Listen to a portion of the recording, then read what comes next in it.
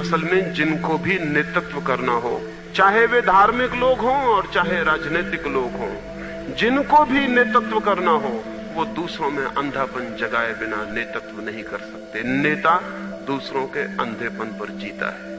नेता दूसरों के अंधेपन से भोजन पाता है। जितने ज्यादा अंधे लोग होंगे उतना बड़ा नेता हो सकता है कोई। जितने ज्यादा अंधे लोग होंगे उतने ज्यादा नेता होंगे। जितने खुली आंखों के लोग होंगे नेता विदा हो जाएगा, धर्म गुरु भी विदा हो जाएगा, राजगुरु भी विदा हो जाएगा, राजनीतिक नेता भी विदा होंगे, सामाजिक नेता भी विदा होंगे। एक ऐसी दुनिया चाहिए जहां मनुष्य अपना नेतृत्व स्वयं करने में समर्थ हो और कोई उसका नेता न हो।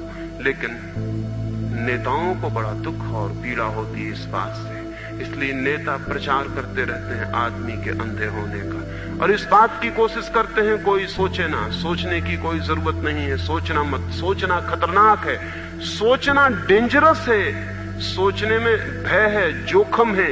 ये बच्चे को बाप सिखा रहा है। क्यों? क्योंकि बाप भी और किसी का नेतृत्व चाहे न कर सके, अपने बेटे का तो कर ही रहा है। अपने बेटे की मालकियत तो कर ही रहा है। अपने बेटे को तो वो कह ही रहा है, मैं अनुभवी, मैं ज्ञानी, मैं तुम्हारा बाप, मैं जो कहता हूं वो ठीक। दुनिया में कोई कुछ कहे, किसी के कहने से कुछ ठीक नहीं होता। कोई चीज तभी ठीक होती है जब मेरे विवेक और विचार को ठीक होती है। सारी दुनिया कुछ कहे, लेकिन मेरे विवेक और विचार में जागृत होकर अगर वो चीज प्रतिफलित नहीं होती तो वो ठीक नहीं होती।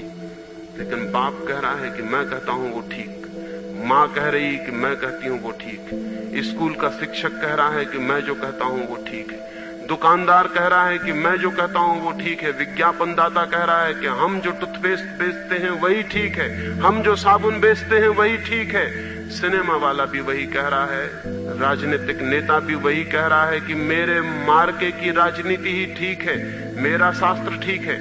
सब तरफ इस तरह के लोग हैं जो कहते हैं हम ठीक हैं और तुम्हारा काम इतना है, तुम अच्छे आदमी हो अगर हम जो कहते हैं तुम उसे मानो, और तुम गलत आदमी हो अगर तुम गड़बड़ करो, अगर तुम विद्रोह करो, अगर तुम सोचो तो तुम ठीक आदमी नहीं हो, तुम सज्जन नहीं हो।